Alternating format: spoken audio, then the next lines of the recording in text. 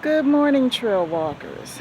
This week's video is not going to be a trail video because I happen to be going through my library and I noticed that I did an off the trails video last year and indicated that in the future I was going to do a video as to why I walk. And I said to myself, wait a minute, I haven't done that yet, so I'm going to go ahead and do it now.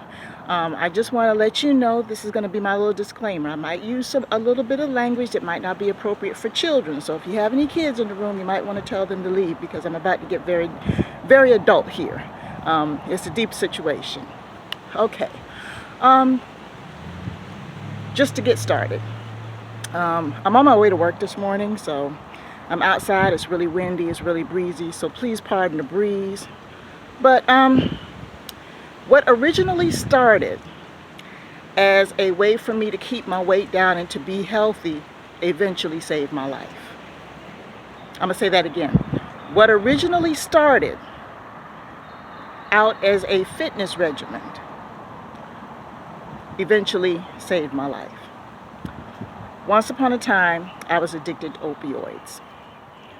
I was diagnosed with anxiety disorder, acute anxiety disorder, which is treatable, which explained a lot in regards to my behavior in my childhood because I was always very shy.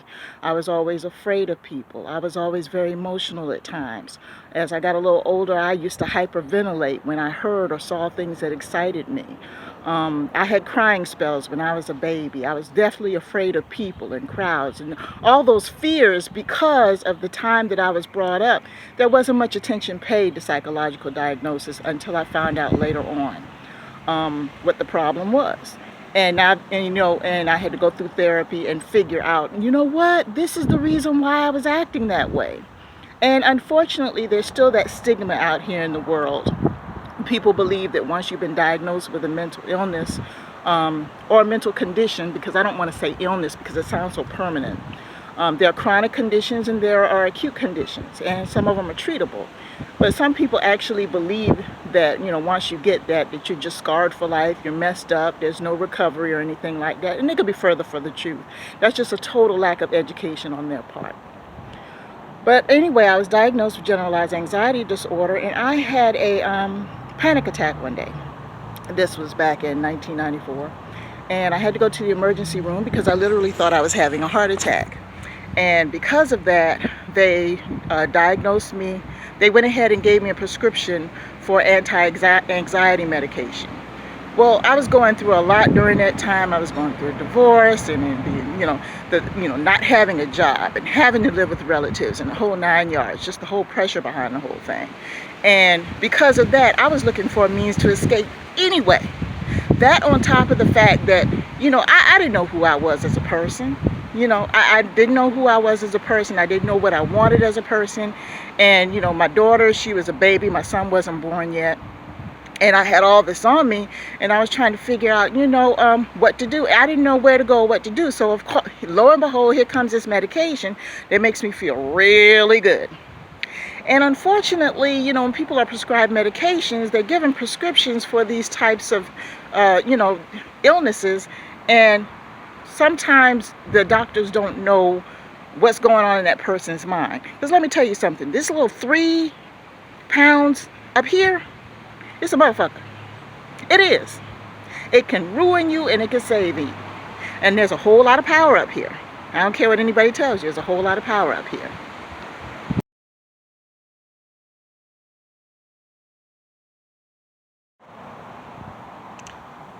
So over time, I became addicted. After that prescription ran out, I loved the feeling so much. I wind up, getting something else and getting something else and getting something else, and eventually resorting to, street medication, street opioids. I never smoked any crack. I never smoked any marijuana. I never shot anything in my arm or anything like that. I just popped pills. And unfortunately, it made me make some decisions because I was out of my mind most of the time that would hurt my family. I destroyed my family behind it, unfortunately. And it took me a long time to get through that. Once I finally did get clean, which was some 15 years later, getting clean is the easy part. But tackling the demons as to why, that's the hard part. And a lot of people don't understand that. The first thing that they think is, once they have a loved one or they're going through a situation, all I got to do is get clean. Well, the thing is, if you haven't found out the reason why you picked up in the first place, what triggered this to do it, you're going to wind up going back to it. And that's why a lot of people keep relapsing and relapsing and relapsing, because they never address the reason why it happened in the first place. And I ruined a lot of relationships. Family, friends, people that I know. People to this very day don't even speak to me. And I've been clean since 2009. So what happened was, going back to the treatment, withdrawal is another reason why people relapse. The withdrawal is more painful. It's physically painful. Your body has adjusted to these substances in your system, and they thrive in order to live.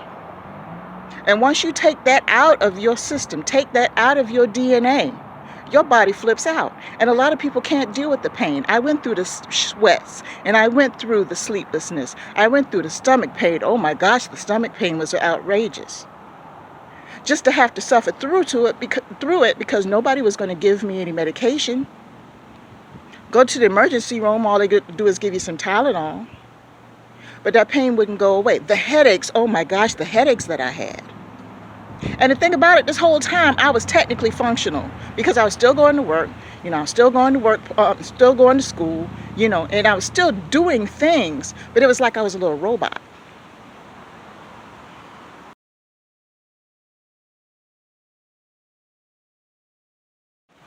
So once I went through the period of withdrawal and made it through to the other side, it felt like a fog was lifted in my head because I started to be able to see things differently, started to see life differently. And what happens is I was able to, get involved in NA and AA. I highly recommend those organizations because what happens is you're in a room with a whole bunch of people who are going through the same shit you're going through. You hear them tell their story and they're like, wow, they're telling my story. And sometimes it's good to have people around you that aren't so close to you to show you who you are in order for you to really get the message. And when I started going to the meetings and listening to these stories, I'm like, wow, I'm not the only one. And I'm not saying that that I felt good about these people suffering, don't get me wrong, but I was relieved at the fact that I wasn't the only one suffering. See, this pity party that I had all these years thinking that, oh, woe is me, I'm the only one, nobody feels what I feel, I was wrong. And that gave me the strength to move on because I was like, wow, this person understands. Why do you think in so many rehab centers they have people who are former addicts? There is no way that somebody who has never been an addict to turn around and treat an addict because you have to go through it. There's some shit in life that you got to go through in order to understand. It doesn't matter how many books you read. It doesn't matter how many Bibles, Torahs, Qurans, whatever you want to read, whatever scripture you want to read. Sometimes the only way that you're going to know how somebody else is feeling what you're feeling is you got to go through the bullshit yourself.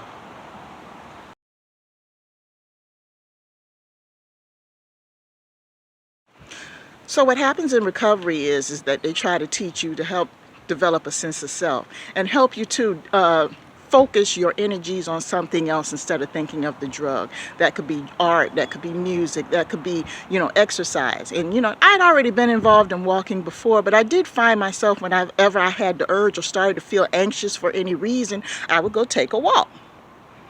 So I said to myself, okay, this is pretty good because what happens is when you walk, oxygen goes to the brain. And it helps feed the cells. And that fresh air gets in your lungs. And by the time you finish doing that walk, be it 30 minutes, an hour, 2 hours, you start to feel a little bit better because you're feeding your cells. You're oxygenating your cells so they can function better. You can sleep better. You can relax better. You can think more clearly. So it wasn't just a physical thing for me, it became a spiritual thing. And doing those walks over a period of time eventually kept me sober. Because there were times where I didn't tell anybody, where I'd be like, you know what, I'm in here, I'm starting, those demons are in your mind, they're telling you all these crazy things, and it's like, okay, I gotta have something. Or you can come across a situation that's difficult, and you're like, oh my gosh, I don't know what to do. I need some relief. I need to turn up. I need to do that. No. I get up and take a walk.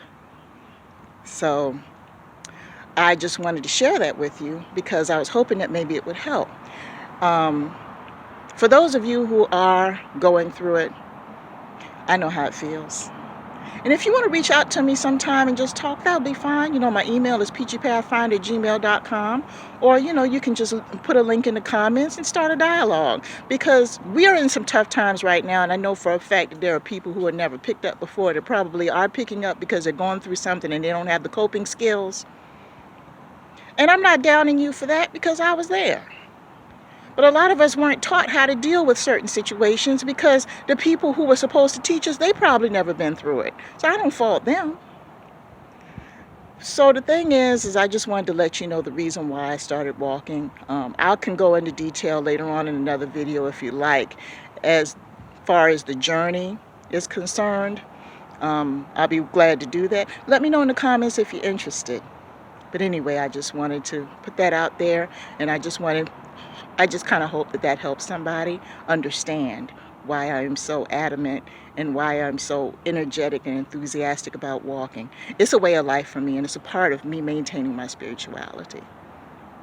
So with that, I give you peace and love. Thanks so much for joining me today, but the trail is not over because your final step is to hit the subscribe button and the notification bell for new videos every Monday.